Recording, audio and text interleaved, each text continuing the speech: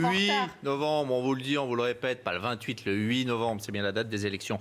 Et pourtant, depuis ce matin, on vote déjà aux États-Unis, notamment dans l'État de l'Ohio. C'est ce qu'on appelle les early voters, les électeurs précoces, voilà, ça m'échappait. Bravo.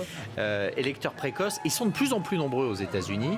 Les États-Unis donnent la possibilité de voter par correspondance, évidemment, mais aussi d'ouvrir les bureaux de vote des semaines avant l'élection pour lutter contre l'abstention qui est très forte, qui frise la moitié du corps électoral à chaque fois.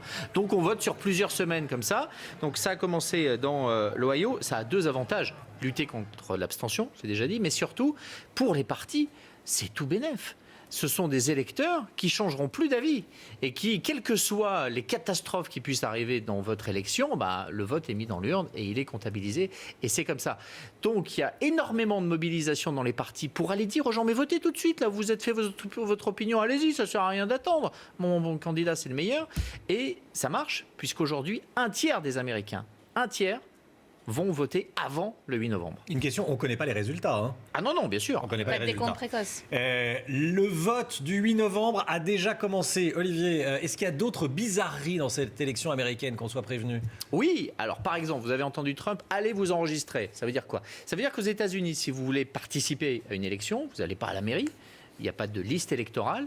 Ce sont les deux grands partis politiques qui vous enregistrent pour pouvoir participer à l'élection. Ce qui veut dire que vous avez quantité de militants qui viennent taper aux portes pour dire « Bonjour madame, est-ce que vous êtes inscrit ? Bonjour monsieur. Ah non, vous n'êtes pas inscrit ?» C'est en général une fois sur deux. Mais écoutez, je vous propose, allez-y, vous signez, vous allez pouvoir participer à l'élection. Et au passage, je vous parle de mon candidat, il est super mon candidat. Ça permet aux partis d'avoir des fichiers extrêmement précis sur qui vote et pour qui. Et ça, quand vous faites du marketing politique, c'est pour ça que les Américains ont des années-lumière d'avance sur nous, c'est qu'ils savent qui sont les électeurs. Et donc, dans quelle ville ils sont, quels sont leurs centres d'intérêt, ils le font eux-mêmes. Et quel numéro dans la rue. Et ce listing, ils le gardent et ça leur permet évidemment de pouvoir calibrer leur campagne. Ça, c'est une des particularités. Alors ensuite, quand vous allez dans le bureau de vote, là, ça dépend dans quel état vous êtes, parce que la machine pour voter, c'est pas la même. Alors, la plupart du temps, on a trouvé un bon système. Mais souvenez-vous, on les voit les images. Oui, regardez, est-ce qu'on peut les voir en plus grand ? Vous vous souvenez de cet épisode du Buesque ? On va les remontrer en boucle. C'était en 2000, en Floride.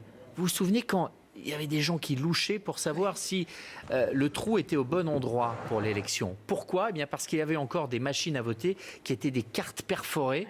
Et comme on vote pour plein de choses à la fois, pour les shérifs, pour les juges, il y avait plein de trous. C'était un peu comme les anciennes machines pour le PMU, vous vous en souvenez ? Oui, avec C'était complètement obsolète.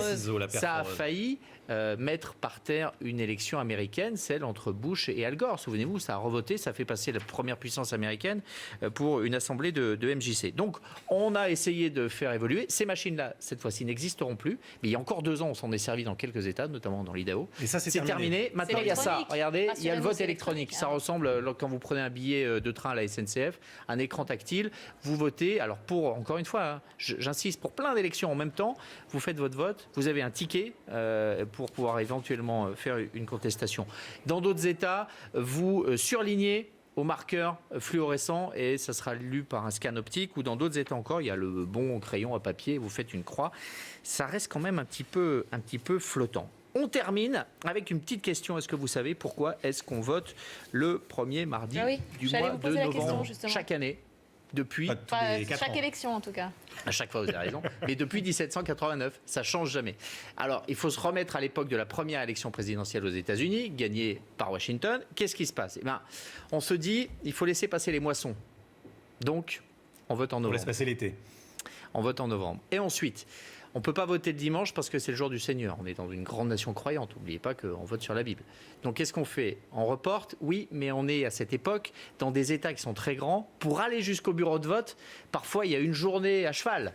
Donc, on ne peut pas voter le lundi parce que je suis ou sur mon cheval ou dans ma charrette pour aller jusqu'au bureau de vote. Donc, on vote le mardi et c'est traditionnellement le premier mardi qui suit le premier lundi du mois. Donc, cette fois-ci, ce sera le 8 novembre.